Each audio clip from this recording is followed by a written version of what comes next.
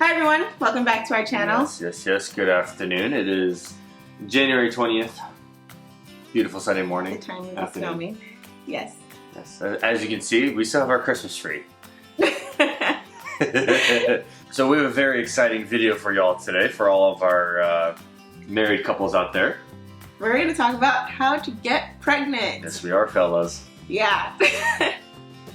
Because when we were trying to get pregnant, I was YouTubing all these videos and Googling everything. If you hear a little like walking, our dog is here and she's like, so if you hear like something in the background. Come here. So this is our new doggy Bobby. We got Bobby last February. She likes to lick. She's a licker. She's a real licker. If you put your And so she's our first child, but now our real first child's on the way. So that's Bobby. Hey Bobby. Say hi, Bobby. Say hi, Bobby. Bobby. Nope. Okay. As I was saying, a lot of our friends are asking, well, you had recently been trying to get pregnant and it happened pretty quick, and wow, you know, what did you do? What were the steps? What was the strategy? How did you do it? And so that's another reason why we think it'd be very useful that we share what we did. Okay, cool. So what did we do? So I know what I did. Oh my gosh. When we first started, I went to the doctor telling my doctor that we want to get pregnant. So the doctor said to first start taking prenatals. You're supposed to start taking prenatal vitamins before you even conceive. So this is what I'm taking. Prenatal, wait, can you see this? Rainbow Light, Prenatal 1. By the way, this video is not sponsored, so these are products that I actually use. This, and also Prenatal DHA, because Rainbow Light does not come with DHA, and that is essential.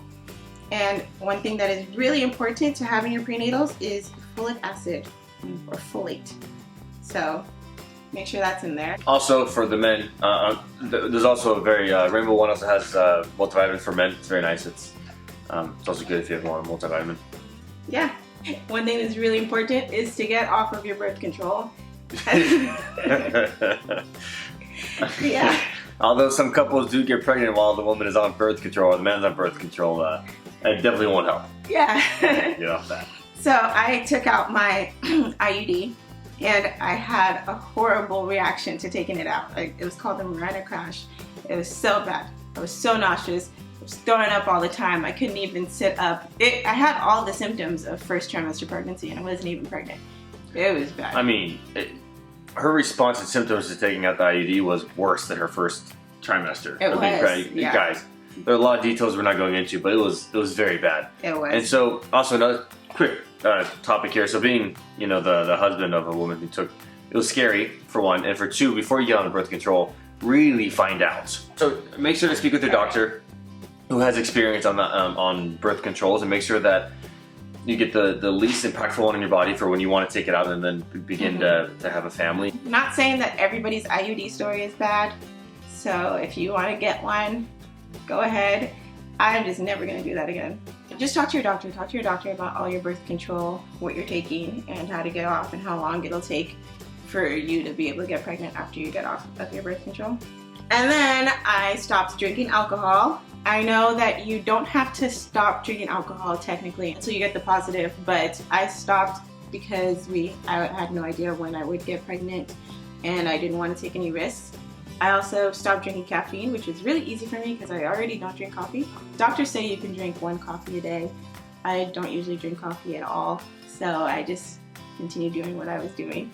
And for all of you who drink tea doesn't have nearly as much caffeine as coffee, but for all you heavy tea drinkers, just be aware that it does have caffeine, and so be aware of that. Yeah, because I do like black tea. Yes, she does. General life advice is not to smoke cigarettes, not to smoke weed, not to get drunk, not to do anything that's bad, not to do any drugs. But when you're pregnant, definitely don't do that. Do not do that, because I, as a medical student, she's always telling me about how some of the patients she sees are videos about the side effects, the birth defects that come along with it, and it is horrendous. So please be super mindful and considerate of your actions. It goes for both, because if a man's smoking, if I was smoking a cigarette right now in front of her, that's just as bad. Yeah. It's not much better than if she was to do it. And so just don't do it. I think the alcohol one will probably be the hardest. I know we had some amazing wine at our wedding. We had like boxes left over and we would drink wine with dinner and everything. But there is literally, doctors say that there is no safe amount of alcohol. So not even a sip of wine. So, that sucked to give up, but.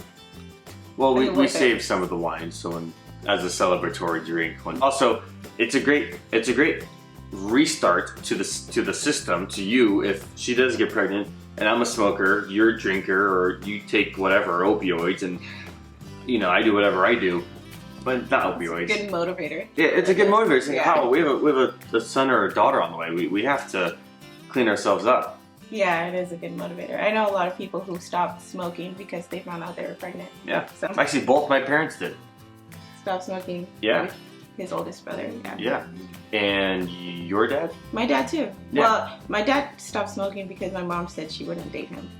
Not because of the pregnancy part. There we go. But yeah. Another thing is that you have to talk to your doctor about all the medicines and medical problems you might have, because there are some medicines that are teratogenic, which means you can't take them and get pregnant, or else your baby will have birth defects. There are a lot of things that you shouldn't be taking. So when you want to get pregnant, go to your doctor, and the doctor will give you replacement medicines. One thing is to know when you're fertile. I used this app called Thermometer, because you have to take your basal body temperature. So comes with this thing. We'll also, in the description of the video, put all the details that we're talking about here. Just make sure the data is known and easily accessible. So I got this off of Amazon. It is the basal body temperature thermometer. Every morning, you stick it under your tongue until it beeps, and then it automatically sends the information to the app, and it tracks your temperature, because when you are ovulating, when you're fertile, your body does change temperatures, and in order to get pregnant, you have to have sex when you're fertile. Actually, correction, you must make love, because it is a process of love and security. Okay, you must make love when you're fertile. Anyway, another thing we used to predict fertility was ovulation predictor kits, and they're like pregnancy tests. You pee on them and they tell you your LH levels. So right before your egg gets released, you have an LH surge. So it's really high concentration of luteinizing hormones that can be detected, and you should have sex 1 to 2 days. Oh my gosh. You should have sex. No. You should make love 1 to 2 days before you ovulate, and just keep doing it every day. Oh gosh, let me tell you a story about the ovulation predictor kit that I used. It was trash. Horrible. It was so bad. When I got it on Amazon, it had like 4.5 stars. But then by the time I found out I was pregnant, I looked back on the reviews. The reviews were so much lower. And I wish I hadn't gotten it, because every time I peed on it, it told me I was ovulating. Every time, even when I wasn't ovulating. So I thought there was something wrong with me. I literally thought that I had some kind of fertility problem where I was just releasing egg after egg after egg. I wanted to go to the hospital at one point, so that was a waste of money. But make sure you get one that is reliable. And fellas, there will come a time during the make a baby process that, as she says, when the, in this case, LH surge is detected, you don't have to wait for that. You just do it. But you'll have to really go back to back sometimes, and it's also good exercise.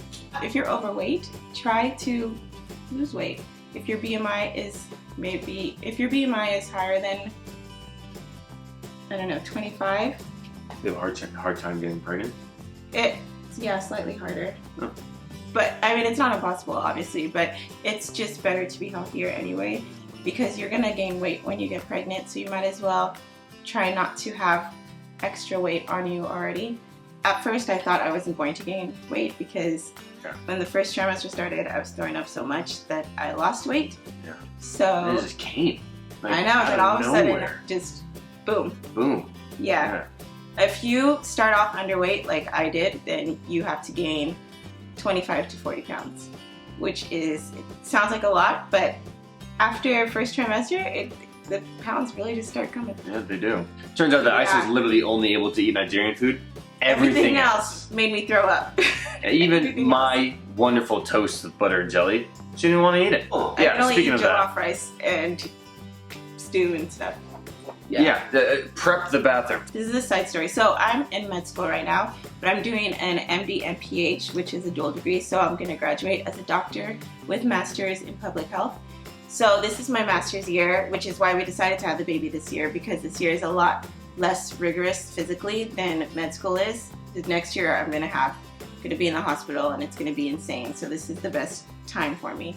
But during my first trimester, I had a midterm, and I literally had to bring a bag to class to throw up in because I was taking the midterm. But after first trimester, it gets better. Oh my gosh, the most important thing that I would recommend personally, and I think we both would recommend, is we had this lovely thing. I don't know how Isa found it, but this lovely thing called pre-seed. Pre-seed! It's actually very nice. It's like it's a lubricant. However, it protects the semen as it finds its way to its destination.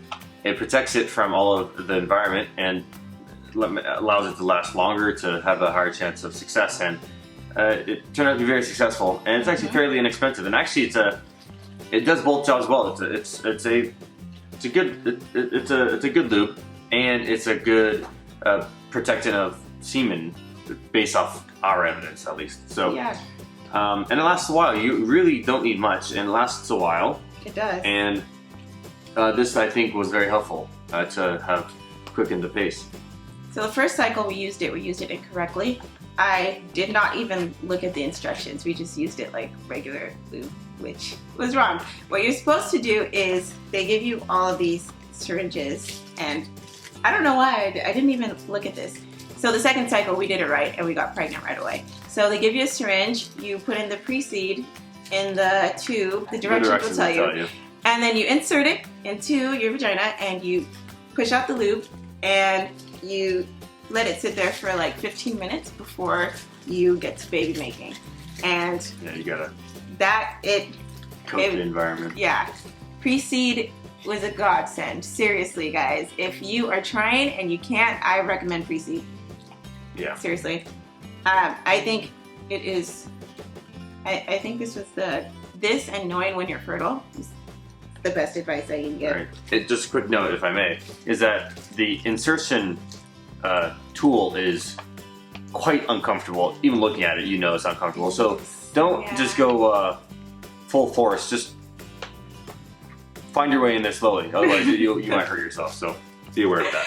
Yeah, it is very uncomfortable. They should make it more smooth and more gradual. Yeah, but you know, did its job, and it was wonderful. Yep, that's just another indicator of how no one thinks about the woman's body.